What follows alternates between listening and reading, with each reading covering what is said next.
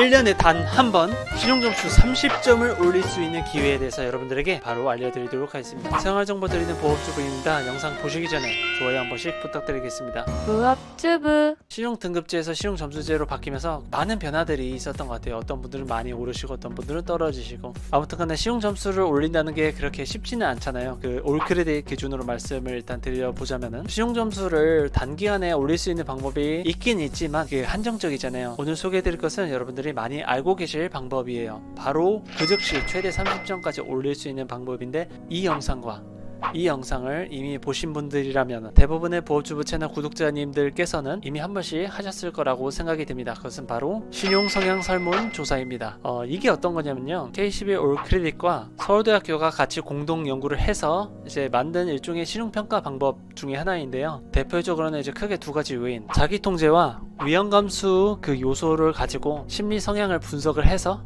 이를 수치화 계량화를 했다고 합니다. 그리고 이 설문조사를 통해서 최대로 30점까지 받으실 수가 있습니다. 여러분들 중에 처음 이 영상을 보시는 분들, 저를 처음 보신 분들은 아마 생소하실 거예요. 하지만 이 영상을 보시는 대부분의 구독자님들은 이미 한 번씩 이 신용성향 설문조사를 했을 것이고, 이 설문조사 같은 경우는 기한이 1년이기 때문에 한 번 보고 나면은 1년 동안 재응시가 불가능하실 겁니다. 그래서 이미 설문조사에 응하신 분들은 별로 관심 없다고 생각하실 수도 있는데요, 혹시나 나중을 위해서라도 이 영상을 미리 봐두시는 것을 추천드리겠습니다. 왜냐하면은 디테일한 부분을 제가 설명을 드리려고 하거든요. 주의사항에서부터 시작해서 설문조사 그 문제의 유형도 제가 조금 설명을 드리고자 합니다. 저작권 이슈로 인해서 제가 자세하게는 말씀드리지는 못하겠지만 이런 유형의 문제가 나온다고 두루뭉술하게 제가 말씀드리도록 하겠습니다. 보업주부. 자, 그 전에 제가 들었던 의문이 한 가지가 있습니다. 그것은 무엇이냐, 기존 신용등급제에서 신용점수제로 지금 바뀌게 되면서 900점대의 그 분포도가 굉장히 많습니다. 그러니까 900점이라 할지라도 한 30% 40% 정도 가까이 되는 분들이 900점 이상이세요. 그렇기 때문에 점수가 조금만 올라도 100분위가 많이 올라가게 되겠죠, 절대 점수치로 봤을 때요. 그래서 저는 이 설문조사가 기존 등급제와 기존 점수제에서 차이가 있을 거라고 생각을 했어요. 이 설문조사의 평가 기준이라든지 뭐 그런 책정되는 점수, 그런 가중치가 좀 바뀔 거라고 저는 생각을 했습니다. 당연하게 그렇게 생각을 했는데요. 그래서 제가 올크레딧 고객센터에 전화해서 확인을 했는데 동일하다고 합니다. 평가 로직이라든지 최대 점수도 30점으로 똑같다고 하더라고요.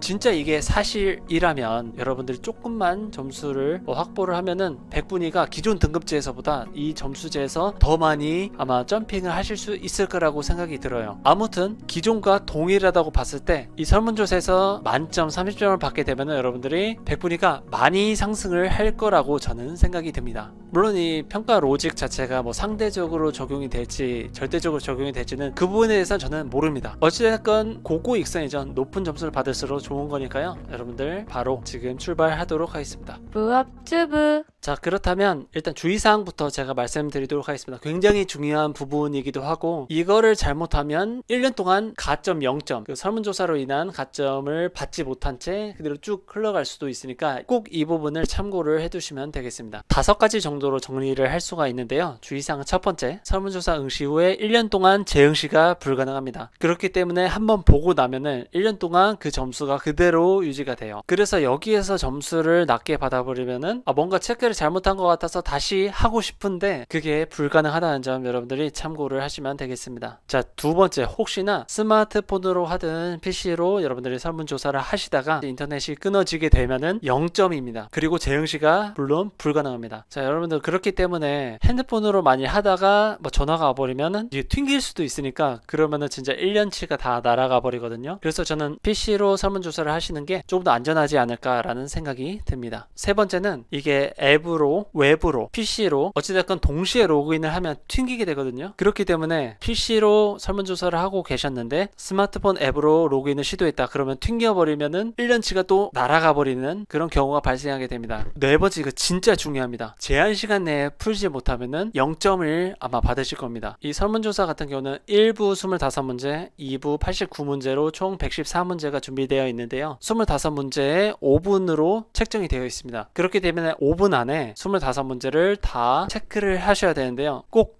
다음 버튼을 누르셔서 넘어가시길 바라겠습니다. 그냥 자동으로 넘어가기를 기다리는 것보다 다음 버튼을 누르셔서 넘어가시는 것을 권장드릴게요. 혹시나 제한 시간 내에 풀지 못하는 그런 불이익을 당하실 수 있으니까 그 점 꼭 주의를 부탁드리겠습니다. 물론 시간 내에 다 풀었다고 해서 점수가 부여되는 것이 아니라 그 응답에 따라서 분석 결과, 채점 결과 0점이 나올 수도 있다는 점도 알아두시고요. 자, 마지막으로 이것도 꼭 알아두셔야 됩니다. 혹시나 여러분들 중에 연체 기록이 남아 계신 분들 있잖아요. 그분들은 설문조사 점수가 부여되지 않을 수도 있습니다. 연체 기록이 이제 곧 만료가 돼서 사라지기 직전인데 이 설문조사를 참여했다가 그냥 0점을 받지 마시고 연체 기록이 사라지는 것까지 확인을 하신 다음에 설문조사에 응하시는 것을 추천드리겠습니다. 연체 기록 같은 경우는 3년에서 길게는 5년까지 보존이 되니까 이 점 꼭 유념해 주시길 바라겠습니다. 무압주부 자, 이제부터는 문제에 대한 유형을 제가 설명드리도록 하겠습니다. 그냥 간략하게 설명을 드릴 건데요. 그래도 이런 정도가 나오는구나 하고 그냥 참고만 해두시길 바라겠습니다. 제가 이 영상에서 말씀드릴 수 있는 부분은 이런 정도의 유형이 나오더라 판단은 여러분들께서 하셔서 체크를 하시면 될 것 같습니다. 제가 3-4번 정도 3-4년에 걸쳐서 제가 설문조사에 참여를 했던 기억이 나는데 문제 유형이 그렇게 많이 달라지지는 않았습니다. 거의 비슷하게 동일을 했던 것 같은데 물론 조금의 변화는 있었을 것 같습니다. 그리고 이 설문조사 같은 경우는 아마 사람마다 조금씩 순서도 다르게 나오고 문제도 조금 차이가 있을 수 있다는 점 참고 부탁드리고요. 일단 먼저 설문조사에 대해서 가장 중요한 부분 크게 2가지 정도로 볼 수 있는데요. 바로 신뢰성과 일관성입니다. 이게 진짜 중요하다고 저는 생각이 드는데요. 자, 그럼 자세하게 그 유형에 대해서도 제가 설명을 드리도록 하겠습니다. 앞서 말씀드렸다시피 자기 통제와 위험 감수 요소가 굉장히 중요하다고 하는데 그거를 생각을 하면 자기 통제를 잘하는 사람, 자기 컨트롤을 잘하는 사람, 리스크를 좀 줄이는 사람 이런 사람들이 높은 신용도를 유지할 가능성이 있다고 볼 수는 있겠죠. 그렇다고 너무 이상적으로 여러분들이 생각을 하시기보다는 그러니까 솔직하게 여러분들이 편안한 마음으로 보시는 것을 추천드리겠습니다. 자, 일단 설문조사 일부에 대한 내용을 간략하게 설명드리면 총평은 인성검사와 비슷했다고 보시면 됩니다. 제가 이 설문조사를 할 때마다 느끼는 거는 이 대기업이나 중견기업, 외국계 기업의 인성검사가 굉장히 닮았다는 생각이 들었습니다. 그래서 제가 사람인이라든지 잡코리아 이런데 무료로 인성검사를 볼 수 있는 그런 사이트가 있거든요. 저는 이제 사람인을 통해서 한번 했었는데 거기서 신뢰도 항목도 이제 평가를 할 수 있었으니까 여러분들이 한번 신용 성향 설문 조사를 하기 전에 사람인 무료 인성검사도 한번 참여를 해보시길 적극 추천드리겠습니다. 1부에서는 이제 25문제가 나오는데 여기에서의 관건은 향후 2부에서 나오게 될 중복 질문이 나오거든요. 그래서 1부는 그런 일관성 부분, 신뢰성 부분에 대한 척도가 중요하다고 볼 수 있습니다. 예를 들어서요.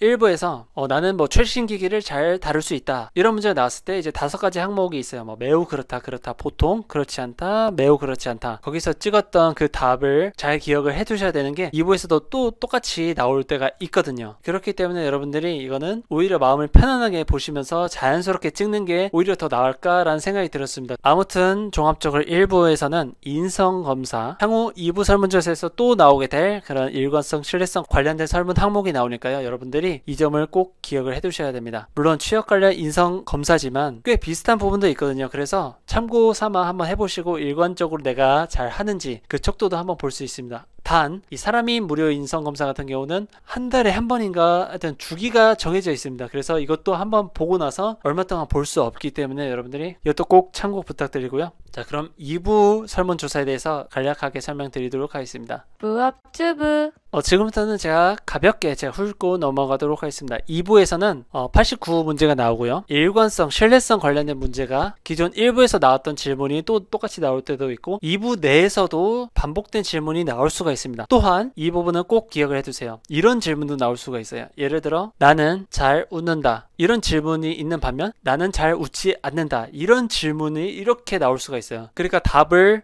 반대로 해야겠죠. 이런 경우에는 이런 함정 질문들이 있을 수 있기 때문에 여러분들이 그냥 참고 정도로 넘어가시면 됩니다. 그리고 여러분들 이 세상에 완벽한 인간이 과연 있을까라는 생각이 들어요. 무단횡단을 태어나서 단 한 번도 해보지 않은 사람 혹시 있으신가요? 남욕 안 해본 사람 혹시 있으신가요? 이런 질문들도 나올 수가 있기 때문에 참고 부탁드리겠습니다. 자, 다음은 인성 관련된 문제가 1부에 이어서 2부에도 나올 수가 있습니다. 일반적인 심리검사 관련된 문제인데 이거는 그냥 바로 넘어갈게요. 세 번째는 그 계획성에 대한 문제가 나옵니다. 여기서부터는 제법 신용 점수와 걸맞는 그런 문제들이 나오는데요.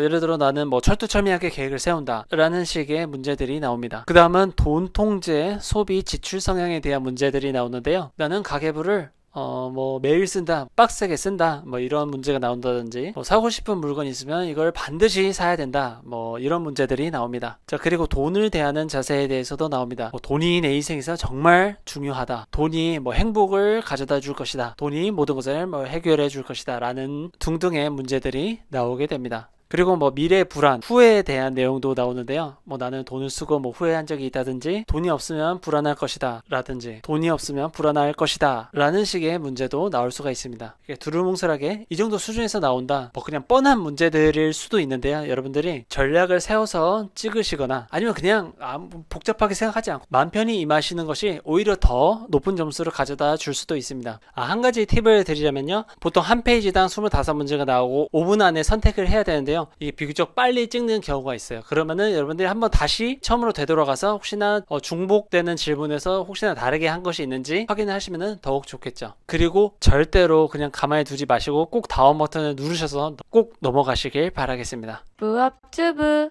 한번 보고 최대로 30점을 올릴 수 있는 기회인데 이거를 조금의 실수로 놓쳐버리게 될 수도 있으니까, 그래서 그것을 조금이라도 막기 위해서 제가 이 영상을 준비하게 되었습니다. 진짜 마음을 비우고 그냥 편안하게 보시는 게 가장 좋은 방법인 것 같아요. 제가 오늘 설명드렸던 것은 그냥 가볍게 그냥 참고 정도만 하시고 여러분들만의 선택지로 여러분의 설문조사에 임하시길 바라겠습니다. 앞으로도 생활정보 생활 꿀팁 전달하도록 하겠습니다. 처음 오신 분들은 여기 구독 버튼 눌러주시면 정말 감사드리겠습니다. 자, 그럼 다음 시간에 뵙겠습니다. 감사합니다.